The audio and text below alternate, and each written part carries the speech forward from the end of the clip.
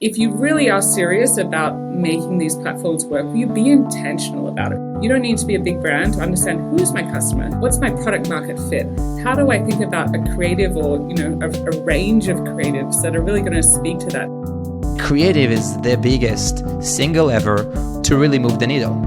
And when we talk about creative, a lot of people immediately think the colors of your ads, the aesthetic.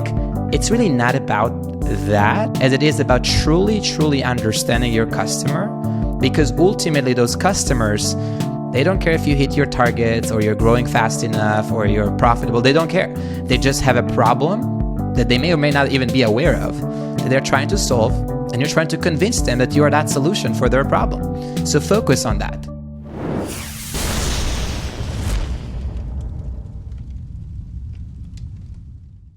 Hello and welcome to DTC Podcast. I'm Eric Dyck. We got a big one today. It's an all-time classic episode that features Meta's Director of Marketing Science for SMB and 10-year Facebook veteran, Helen Crossley, along with Ben Yahalom, president of True Classic, which might just be the fastest growing apparel brand of all time, going from 0 to 9 figures in just 2 years. True Classic's secret? Electric product market fit and meta ads, proving that the golden scale days of meta ads are far from over.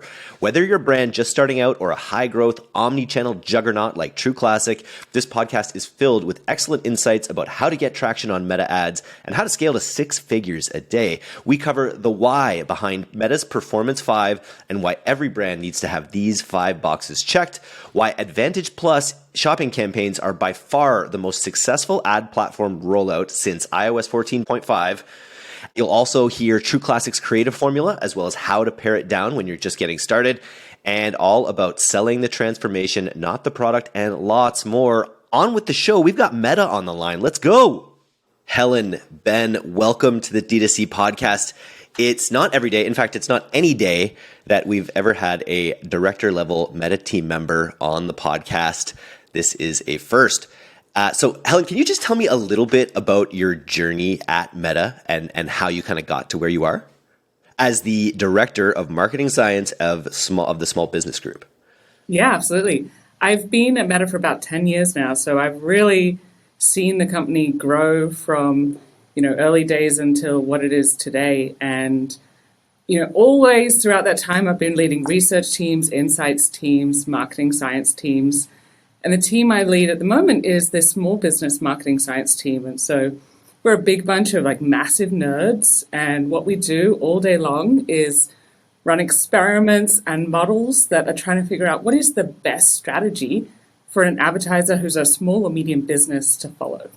And so we're looking at things like, okay, if you run a conversions API, what uplift would you get? If you do a different targeting strategy, what would that mean for you?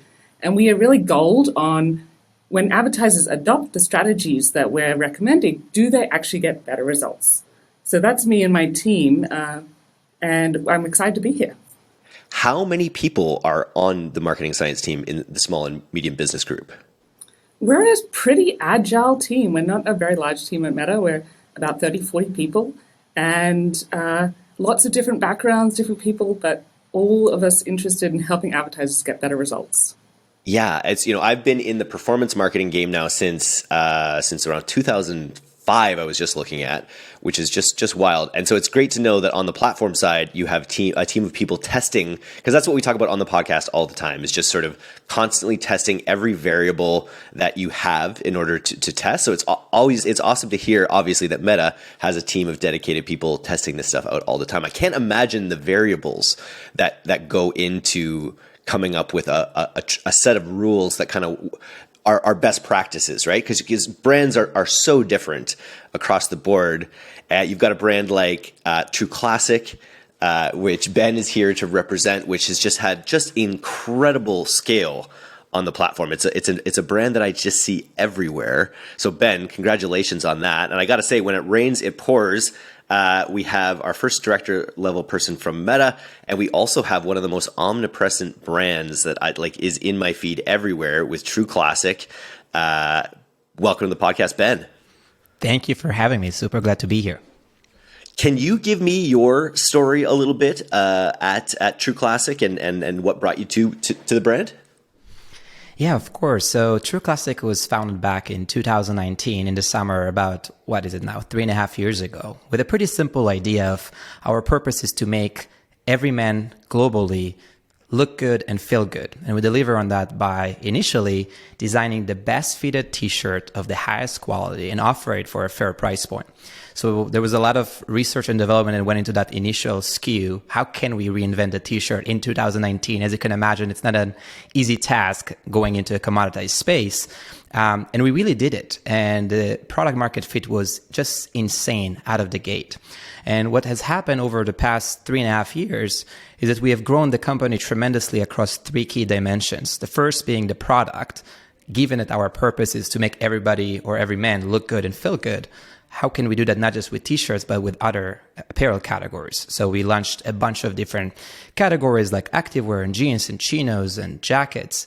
The second dimension was market. What we solved for in the US market is a bigger problem that is out there globally. So how can we bring the True Classic magic everywhere around the world? So we expanded into now 190 markets worldwide, and international became quickly 30% of our business. And the third dimension is channel. We started with the idea of let's create a website on Shopify like everybody else does. And as we started gaining scale, we started thinking, how can we cast a wider net to serve our customers wherever they may be?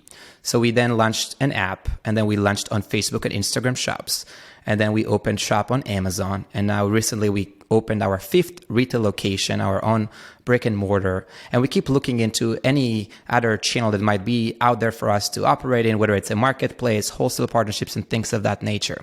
So the story has been pretty insane. To put this into numbers, we have been able to bootstrap this brand from nothing to 9 figures in 2 short years, doing it profitably, which is truly unheard of and something I'm incredibly proud of.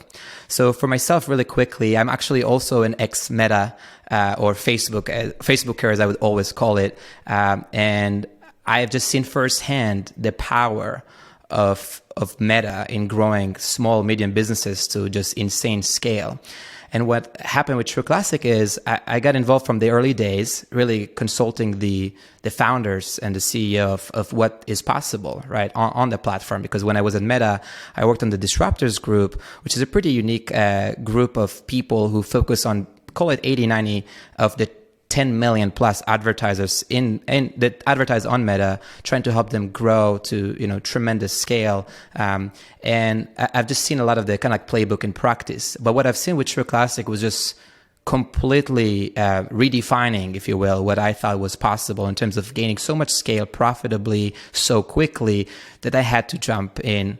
And I have been the president operating the company over the past year full time as we are continuing to scale globally. It's just such an amazing, I've been so focused on Meta for the last few years, as every advertiser kind of has in the space. And there was this feeling that, gone are the days that you could build a 9-figure company in 2 years on the back of Meta. That was sort of the rap. Okay, well, you maybe used to be able to do that. You used to be able to really scale fast and hard and back in the day, but it's a little bit tougher now. But you guys kind of really shattered that rule and not rule, that false perception, obviously. And then Helen, I wanted to ask from your perspective, what from the best practices that your team is developing, what does True Classic really represent well that has allowed them to have all this success on the platform? Yeah, I think they do a phenomenal job, and they're really a great example of a business, like many DTC businesses, that is digital first, social media first in their outlook, and that really enables them to not have to adapt what they're doing on other platforms and make it work here, but figure out what works here really well natively. And so some of the things that I think they do particularly well, one of them is targeting. So, traditional media might say, hey, my target audience is men aged 45 to 50 who live in metro areas. And that's just not necessarily the case. If you follow that, you're missing out on lots of customers. I'm a great example. I bought the True Classic product. I bought it for my husband because I saw an ad on Facebook. And maybe in that traditional media world, they wouldn't have targeted me. But in a world where we're social media first and we set a broad targeting, we know that broad targeting leads to significantly higher results than very narrow targeting. So that's a great example. Creative is another one. True Classic has a whole lot of different creative formats out there. And so doing mobile first video, doing lots of different things and letting our algorithms really figure out and optimize what is the right one to show to the right person to get the highest chance of conversion. And so we know, for example, that mobile-friendly video works really, really well on the platform, and that's something that they're leaning into. I could keep going, for sure. Measurement strategy, all sorts of things. I just want to talk a little bit about Performance 5, because it's something that's been a persistent message from probably, I bet, from all the different business science teams on the platform. I think probably a lot of people in our audience are familiar with it, but if you could just give a quick rundown of what the Performance 5 is and how it affects your advice to small, medium businesses. Sure. Yeah, absolutely. So my team ran an analysis towards the middle of last year, which really looked at about 200,000 campaigns on the platform, really identifying, okay, there's so many, to your point, so many different things that you could do, that you could optimize for. What are the 5 most important things that is going to lead to more success for an e-commerce business starting out on the platform? And really, the first one is conversions API and pixel. Making sure that you have those brilliant basics in place is really important, and it leads to about a 13% improvement in performance. The second one is broad targeting. So I spoke a little bit about that, making sure that you're not assuming who your customer is, but you're letting our systems really figure that out for you. The third one is mobile first creative, making sure you're thinking about creative formats that are going to be fitting on a mobile screen, short, putting your branding up front nice and early are all the best practices that we have around that. The fourth one is really around account structure, making sure that you're not bidding against yourself in our auction, making sure that you're setting up your account so that it's simple, you don't have too many ads competing against each other, that nothing's overlapping is really important, actually leads to a significant performance increase.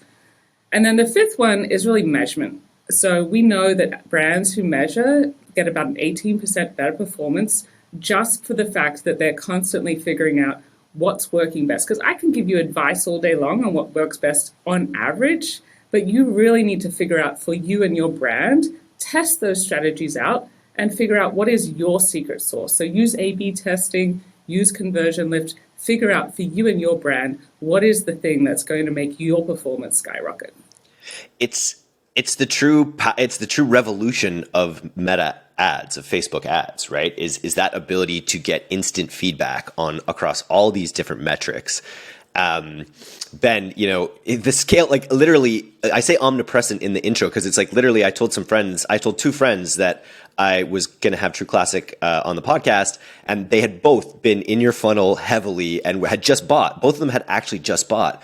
And so I just feel like, especially for men and I guess for women buying, it's just everywhere in the feed. And just from your perspective, like what's it been like tapping into Facebook at this level? I guess you always knew it was possible having come from Meta. Yeah, exactly. I mean, I would just second everything that Helen mentioned. It's really important to lean into those best practices, but not necessarily follow them blindly. And then really figure out for yourself what are the nuances, because some of those best practices might not be the right practice for you as an individual business. However, there is enough truth behind them, right? That's why they became a best practice, that you really need to figure out how to make them work for you and maybe make your own tweaks. It's been just unbelievable to watch it on the brand side and what Meta is truly capable of. And I'm not playing favorites here. I truly believe it, even though I was an ex-Facebooker, that nothing is quite like that out there. You can't be, spending 6 figures daily and still get the return that you need to make ends meet and acquire customers at a break even or even profitably on pretty much any other platform. When you think about global expansion, nobody gets you kind of like cross-border more efficiently than Meta either. And, if I'm thinking over this past year, iOS 14 was a big, discussion point, and maybe the whole evolution or around kind of like privacy first and what it did for a lot of brands. And I think to Helen's point around targeting, it almost forced a lot of people to forgo some of the, more narrow targeting options that they may have had used previously, if it's custom audiences and things like that, where audiences started to shrink. So it almost forced you to start going broad. And what we see, which is really interesting, and I think it's another point that Helen brought up, is when we go broad, It's not that we don't target, is that we let our creative do the targeting for us. And what happens is, if we have an hypothesis of like, hey, there is many Helens out there who want their husbands or boyfriends to look good and feel good, and they might be really interested in buying it for them, how do we understand that persona? What is motivating her? What is her potential, kind of like hook that is going to resonate with her? Let's develop that creative and put it out there. And what you see naturally is that when you create this like ads with females in mind, the auction naturally just skews incredibly heavily towards females without you actually specifying, hey, let's target only females, kind of like in the old-fashioned way, right? So leaning into this idea of like signal and optimization and letting your creative do the hardcore targeting is something we've seen a lot of success with. And we're lucky because we have a really broad category we're playing in, which truly can resonate with anybody, whether they're buying it for themselves or someone else. Those are some of the things we've been leaning into. We talk about that on the podcast all the time about the creative. Attention is the new oil in a way, and creative is the way that Meta allows you to get that attention in a way. And yeah, and I have to say, like you spoke to it as well, Ben. Your product market fit, I think, is insane, and the subtle psychology of like every man who's ever put on a shirt has felt it didn't quite fit right. That the traditional way a t-shirt fits isn't flattering, doesn't look good. And your ads just came right out and said that in a way that I just think goes right into the reptilian brain of men. They're like, oh man, I could look better in a shirt. And I think that product market fit is really what nailed it. And I think when it comes to, it just shows you that there's this unlimited scale when you nail that product market fit, right? And so like any brand out there, I think you hear it sometimes, brands are like, oh, I've burnt out my audience, or I'm too saturated in this space or whatever. Like you're living proof that that's almost not possible if you're spending 6 figures a day to reach this audience. 100%. What I always tell brands is look inward. Because it's the easiest thing to blame the channel isn't working anymore, the audience is saturated, the world is upside down. Look inward. Try to figure out like not how the channel isn't working, but how can you make the channel work for yourself? By the way, not just for Meta, but for everything you do. And if you really take that kind of like advice to heart, you start realizing that you have actually a lot more control over making it work. And so if your creative isn't sticky, what is it? Is it the hook that is not, capturing people's attention and you need to be a little bit more creative there? Is your offer not that great? If you're talking about product market fit, listen to your customers. We're obsessing over our customer reviews like probably no other brand, trying to really over deliver, right? Because the product is ultimately the foundation. I can do great marketing and sell them on the dream, but guess what? If I sold them that my shirt is the best fitted in the world and I gave it to them, and they put it on and were disappointed, like what's good is that doing to us? Nothing, right? Like if anything, we just wasted money acquiring a customer that then initiates a return and we lost the whole thing. So there's a few important pieces you just touched on, and so if I were to think about it from like an advice perspective to the audience, I know there's a lot of D2C brands who are listening to your podcast religiously, and a lot of founders in the room. What I would probably put the focus on these days is 2 main buckets. Let's put it as 3 main buckets. The first is the foundation, and Helen just covered it. Just get all the foundation right. Set up your pixel, CAPI, all this stuff that you probably already heard from your reps. Just make sure that's done. But once it is done, then you can just move on and almost forget about it because your setup is there. And then put all your energy into 2 buckets, strategy and execution. Strategy is all about measurement. Wherever performance goes, budget should flow. And be really agnostic. Lean into incrementality. Set up a marketing mix model. Ask your people post-purchase, how did they first hear about you? And if they're returning customers, what drove you to the site today? Really, really try to understand what is working, why it's working, and take this data-driven approach and lean on any partner you have in that area. So if you're one of the lucky ones that get, Helen and her team's support on measurement science, like I would, hatch onto it and get as much of their time as possible to really help you do that. Brand lift studies, conversion lift studies, there is a plethora of tools out there to really get this strategy right and understand how to move the needle. When it comes to execution, it's all about creative. And creative is the biggest single lever within your control as a brand to really move the needle. And when we talk about creative, a lot of people immediately think about just, the creative elements being the colors of your ads or, the aesthetic.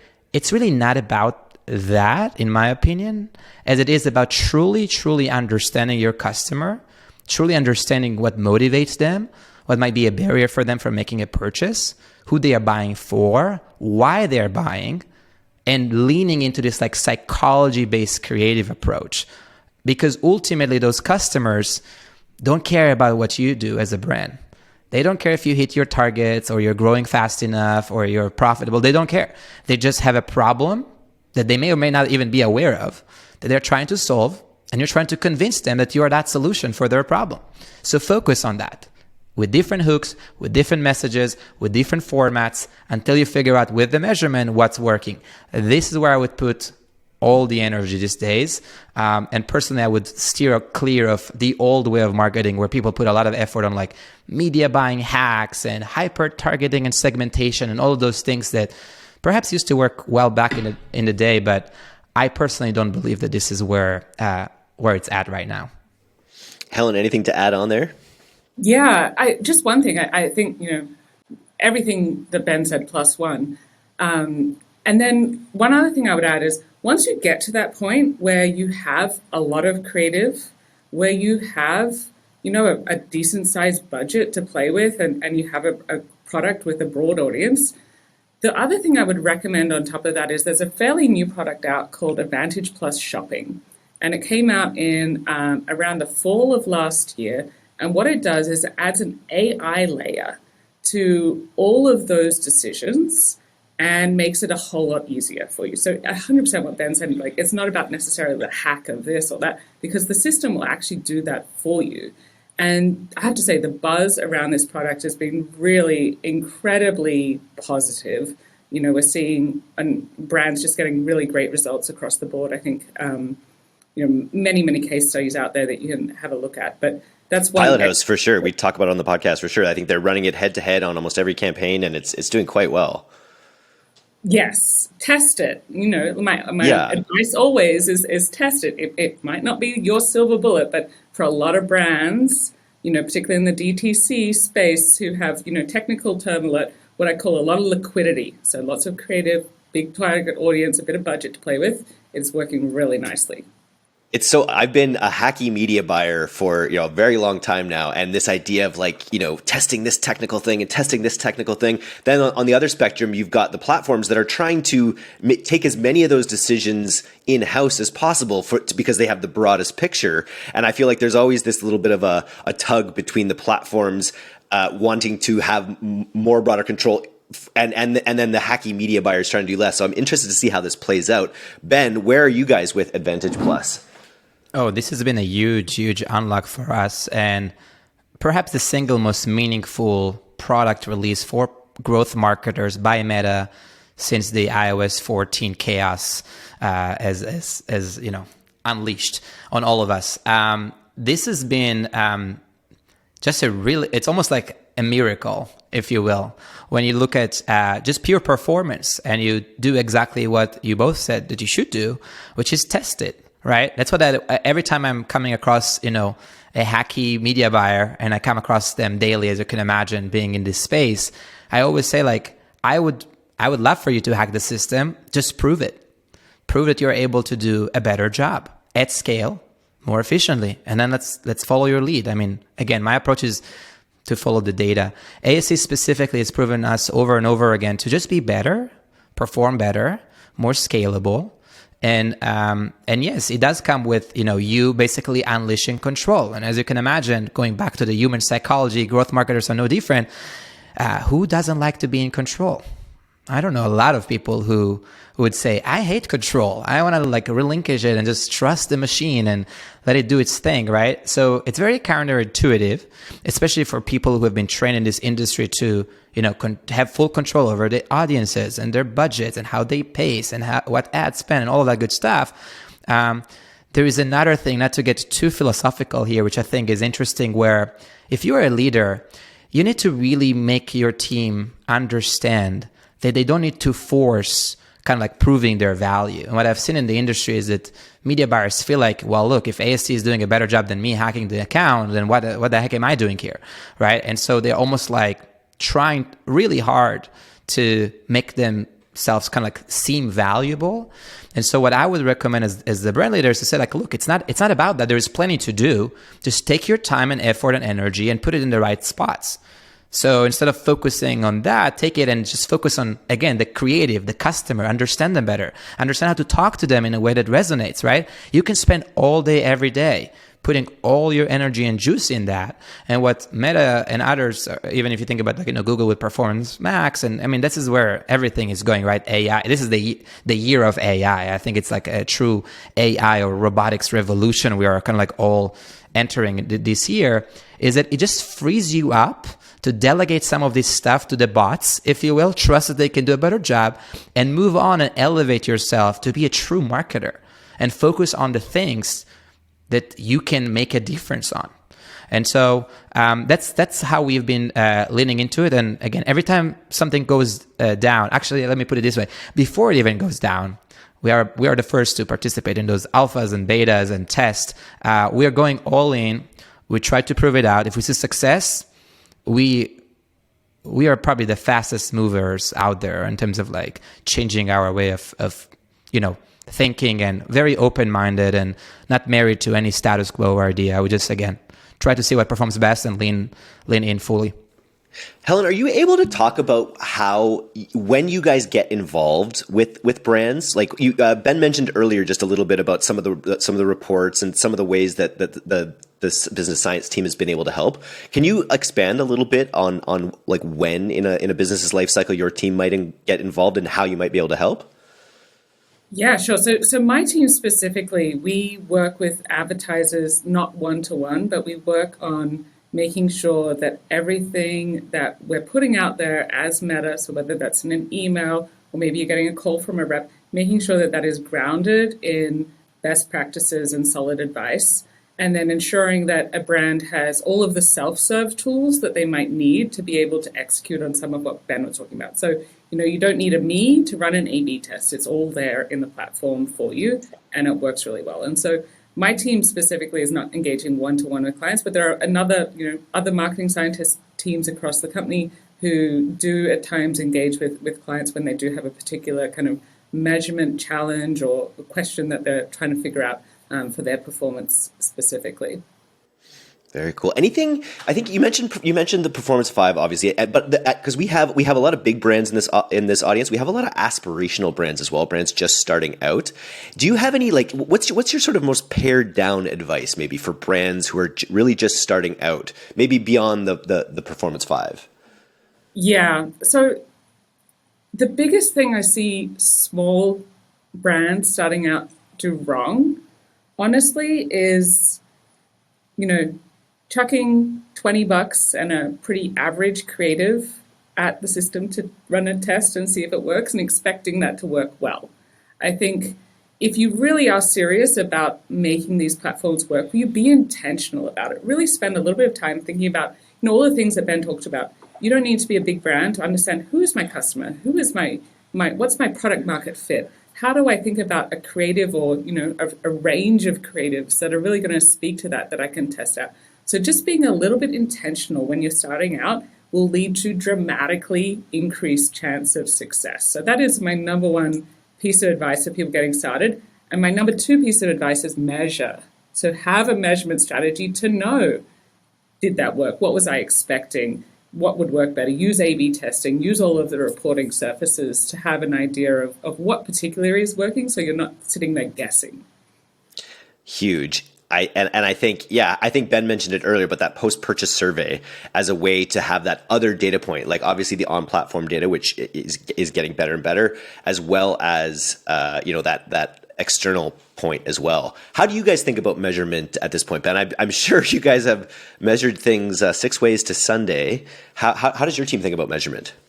Oh yeah, so I'm a data junkie, and I love measurement. I feel like you can't obsess over it enough, is what it feels like, especially at our level of spend. And no matter how much time and effort and energy I put into it, I still feel like we are on ground zero of truly understanding what's going on. So, measurement has gone through a major disruption as well, right? Everybody used to sing the praises of those MTA, let me use the full thing, multi-touch attribution models, right? The likes of, nowadays there is Triple Whale, there is Northbeam, used to be all sorts of tools like that. But then all this shift to privacy and has happened and really just broke all those models. So the reality is people don't even know who is coming from where. Last click is completely broken, or just throw it out of the window. It means nothing in reality.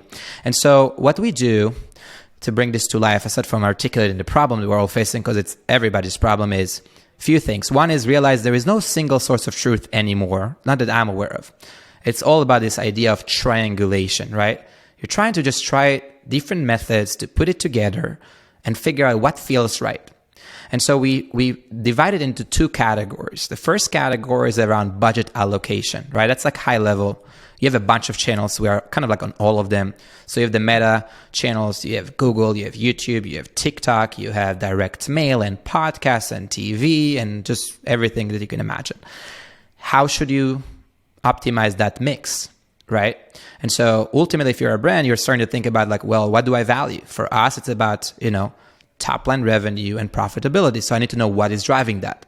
So there is this concept of a marketing mix model that's trying to say, okay, let's look at all the things together and see how are they driving those outcomes that you value, right? So you do this, it's basically a regression model. So you trying to understand if there is a relationship. If I'm spending more on Meta, do I start seeing revenue and profit comes through or not? And if so, how strong is that relationship and what is the coefficient, right? So you start there, you run the survey, which is also really insightful in terms of how people first heard about you, what drove them to the store.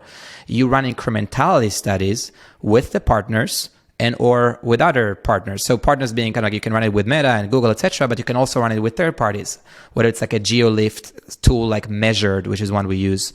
And that all together is what you're trying to figure out when you're trying to figure out like how to allocate your budget. Then there is the intra-platform optimization kind of cross tactics. Which ad performs the best? What ad set should I put more money into? And for that, we use those MTA models. So we use Triple Whale all the time, as well as on platform. And that is perfectly great signal to understand is A doing better than B.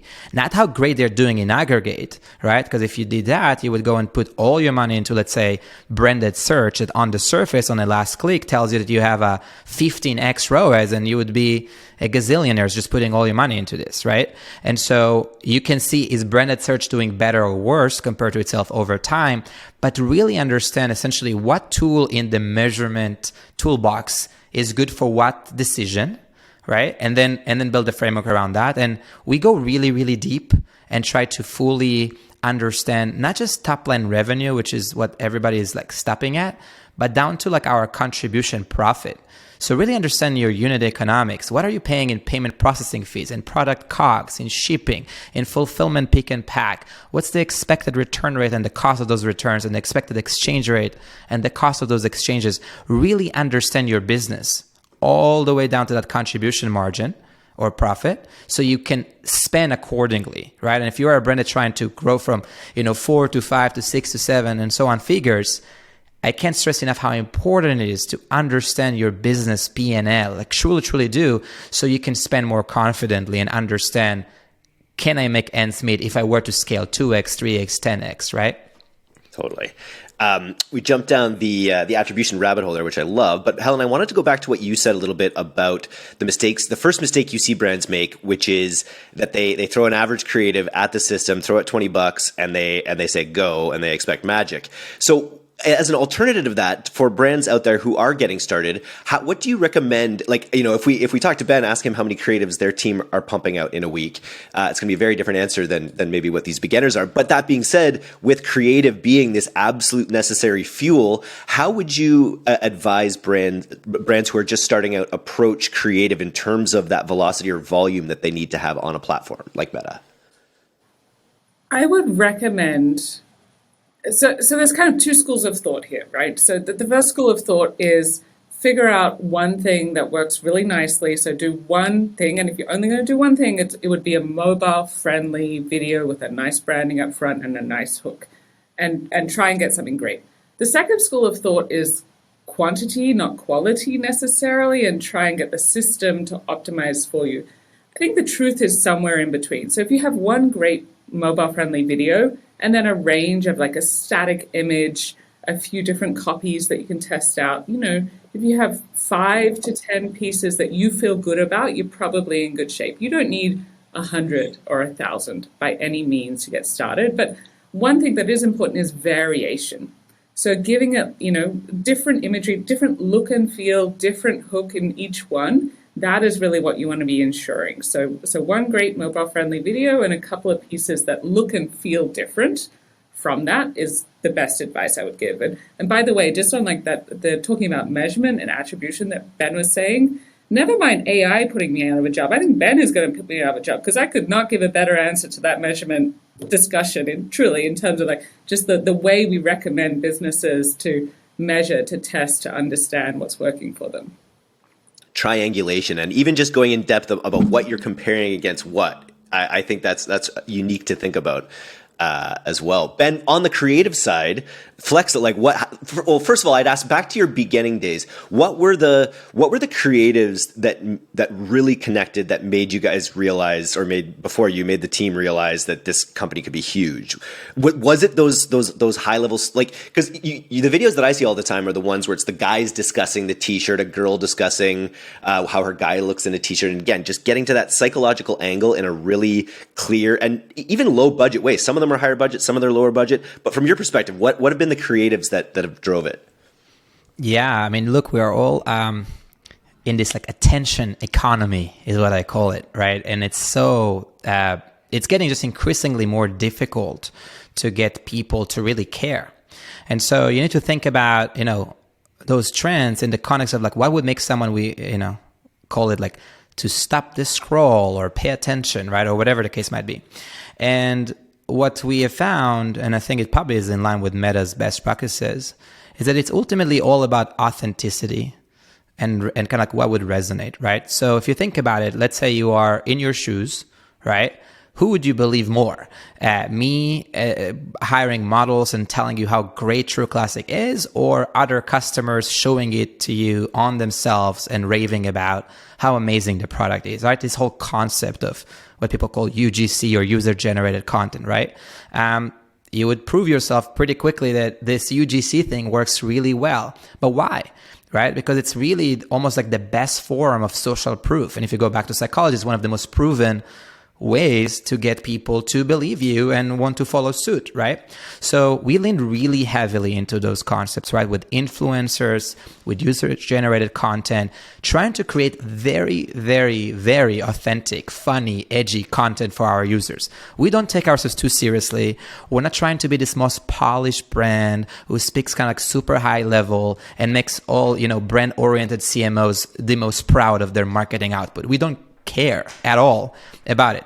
We're trying to find the formats that speak to our customers in a way that resonate with them and speak truth to them, right? So those are some of kind of like the categories. And then you go back and you say, there's different moments, right? Like I'll just put it out there too, that there is moments where all that people care about is the deal, right? So if you think about like, let's say Cyber 5, right? Black Friday, Cyber Monday, we see a lot of success with just static images with a super big, overlay of the promo, right? The promo percent, because that's what they want at that point in time. They just want to know, what is your percent off right now? They don't care about you telling them all sorts of stories.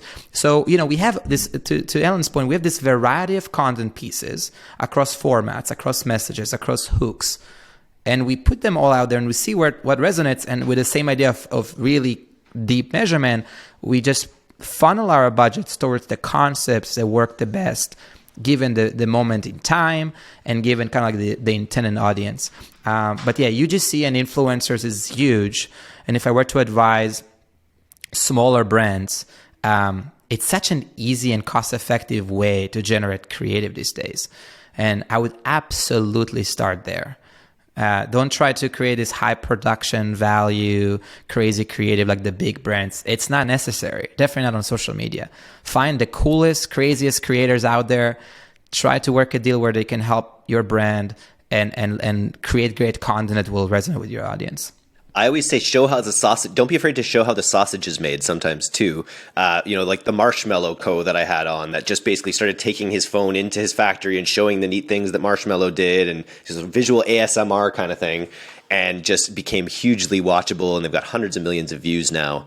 Across these different platforms. So don't be afraid to put yourself out there, put yourself on camera, tell your founder's story, things like that. It's really the golden age of guerrilla marketing in a way that Meta has enabled. So that's pretty sweet. Here's a question: what's the status with retargeting? And when it comes to the actual funnel shape? What Helen? Are we advising at this point different campaigns for different parts of the funnel, or does the funnel kind of get compressed into letting your algorithm handle it? I mean, that one is one where I would say it's a little different depending on different brands and where they're at. So that Advantage Plus shopping product I talked about takes a lot of that funnel marketing off your hands. So it does have like retargeting is one part of it, and it also does acquisition and other parts. So that is a really nice, simple way to go if you don't want to be thinking too deeply about every step of your funnel, honestly. But for other brands, definitely, I do recommend to have a funnel approach. Once you get past those, you've got to get your basics right first. There's no point trying to do fancy funnel and fancy creative and all of these things and doing it too much if you don't have your foundation really strong. But once you get to that point, absolutely, yes, you should have that full funnel approach and have your campaign structured in such a way that you are thinking about who is the right audience at each step of that funnel. And the right creative for them. Yes, absolutely. Nice. Ben, do you echo that as well? Absolutely. I think creative is everything. I mean, what happened again post iOS 14 is that those retargeting pools just shrank dramatically, because you couldn't basically identify who visited your site. And just to make it clear, like when I talk about retargeting, I mean people who you're still prospecting, they've never made their first purchase, and you're trying to kind of like get them to make that first purchase after they visited your site, versus remarketing being, going back against your existing customer base to make a subsequent purchase. So for the retargeting pools, essentially you are in the hands of like, does Meta or Google or whatever, can they basically identify those pools to the same kind of like size that they used to be before? So I'll just start there. And if it becomes too small, what happens naturally on those platforms is it becomes cost prohibitive to circle them and go with those like really small micro environments trying to hit a very particular audience. And then the system might be like crazy to try and get the people you want. And then it's like, yes, it's a higher quality audience perhaps, but is it too expensive for you to care to kind of like convert them? And so depending on how big those pools are, if they're too small, I would say don't bother. Just put it in a bigger kind of like campaign, and whether it's ASC or otherwise, and just let the machine do its thing. Because remember, if Meta knows that person came on your site and never made a purchase, guess what happens naturally in the back end? The likelihood of them making that purchase increases, so Meta will naturally start trying to find them again and beat against them to make the purchase, because that's how the algorithm optimizes anyway. So ask yourself whether you should break this out or let the machine do its thing and really test it, right? And maybe if I were to think about how to test it, don't just say, hey, is retargeting performing better than prospecting? Therefore, let's put all the money in retargeting. It's working super well. That's not the right way to think about it. The right way to think about it is like, let's create two ecosystems here. One where prospecting and retargeting kind of works in its thing together. Another where we break it out, prospecting and retargeting alone. And let's see which ecosystem performs better at that level of aggregation, right? And not to get, again, too analytically inclined here, but that's another thing that's really, really key, is not just a measurement, but like accurate measurement, like really thinking through the framework you're following so you don't make the wrong conclusions and essentially go in the wrong direction. Can I add one quick thing there? Absolutely to everything Ben said. And, that thinking about how the more narrow and specific an audience is, often the more expensive it becomes. Make sure if you're doing a audience that is a retargeting and a prospecting, you have all of these multiple audiences, that you're using exclusion targeting so that you're not, then driving the cost up even higher by having multiple campaigns in your account, also both bidding on that same person who's already a little bit more expensive. So just make sure that you've got that really nice clean account structure, or use a product like Advantage Plus Shopping that kind of does that for you. That's that fifth piece of the Performance 5, right? Just making sure you have efficiency in how you're set up. Absolutely. Yeah, very cool. Well, this has been extremely interesting. I'm really, I love that True Classic is getting into brick and mortar, because I think the big story for me with True Classic is, and Meta and how it dovetails is, it's just like, the golden days are not over.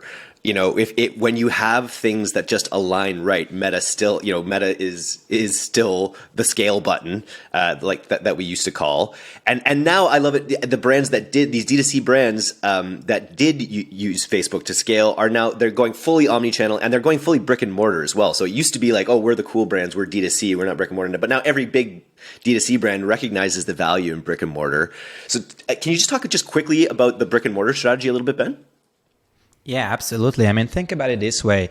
When I build a strategy here at True Classic, I always look through, essentially starting with the TAM, right? Like the total addressable market, like where does it exist?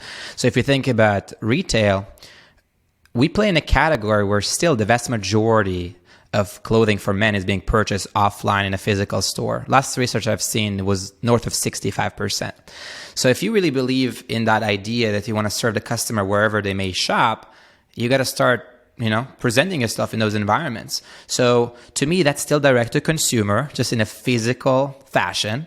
And we want to really allow people to experiment our products in real life, and really lean into this like omni-channel experience for them. And so if you were this kind of person who says like, no matter how amazing our ad is and how much I'm trying to convince you that we have the best fitting t-shirt in the world, and you're like, I need to see this for myself. You may never buy online no matter how much advertising I throw at you. But then you come across our store and you're like, well, actually, I remember these guys and I want to try this on. And you put it on and you're like, holy shit, this shirt is amazing. And then you make your first purchase and then maybe continue to buy from there online, right? The funnel is just kind of like changed in this environment where, there's all these new business models, buy online, pick up in store. And what we start to see too is we ask those survey questions and we see people that buy online. And when you ask them, where did you first hear about us? They say in the retail location, and buy in retail. And when they first heard about us, it's online. And so it's really just understanding that customers don't think about you in terms of like your website or your app or your store. Like they just think about you as a brand, and they may come across you as a brand in many different channels, right? So as we advertise so aggressively, what we're trying to do in a nutshell is to cast a much wider net to interact with our customers, again, wherever they may shop. So retail is a big strategic move on our part, and I am pretty bullish on it longer term, not just in the US, but globally. But we still, as a brand, are very much digitally native. So that's an area we are learning about and growing and measuring as we speak. Very cool. You mentioned it a little bit there, and I think it's really important. I always like to reiterate it. It's not your product even often that they care about. It's the transformation. It's whatever transformation your product offers. So whether it's to feeling more confident, more comfortable, finally feeling right in t-shirts, looking the way you want to look, like that's the transformation that people want. And if you can connect to that rather than, hey, here's all this stuff we think you should like, you just really, it'll make everything work better. Yeah. Just one thing, I think, there are kind of 4 typical archetypes of why people buy. So the first one is they buy on emotion, how it makes them feel. The second one is they buy a product because they choose the product that's the most performant. So that is like me in the makeup aisle being like, what is the very best, most scientific mascara I can possibly find? The third is value. So they just want the best value that their money can buy. And the fourth is sensory. Those are the ones who care about the look, the feel, the scent. So when they're in the supermarket aisle buying shampoo and you see someone there sniffing it, that is the sensory shopper. And so, really with that True Classic, as they're coming into those retail environments, there is a sensory shopper who cares about how that t-shirt feels. There's an emotional shopper who cares about how it makes them feel, as well as the feeling of the fabric itself. And then, that Black Friday shopper who Ben talked about earlier is really all about the value. And I think what they hit best of all is just performance. It is the best fitting shirt. So they are hitting every single one of those kind of different archetypes that we think about when we think about why someone chose a particular product. I love this framework. Thank you for sharing.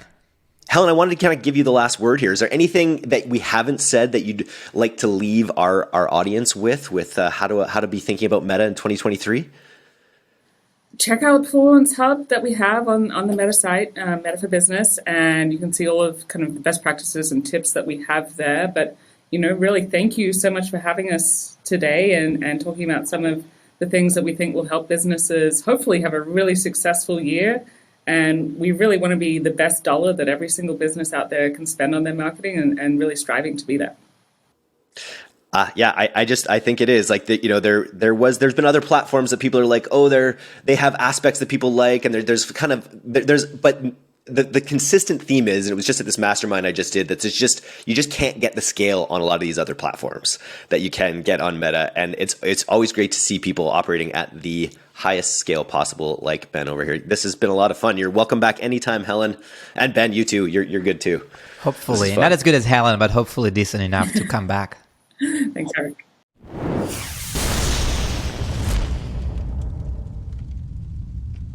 Thanks so much for listening to today's episode. If you're not a subscriber to our newsletter, you can do that right now at directtoconsumer, all one word, .co.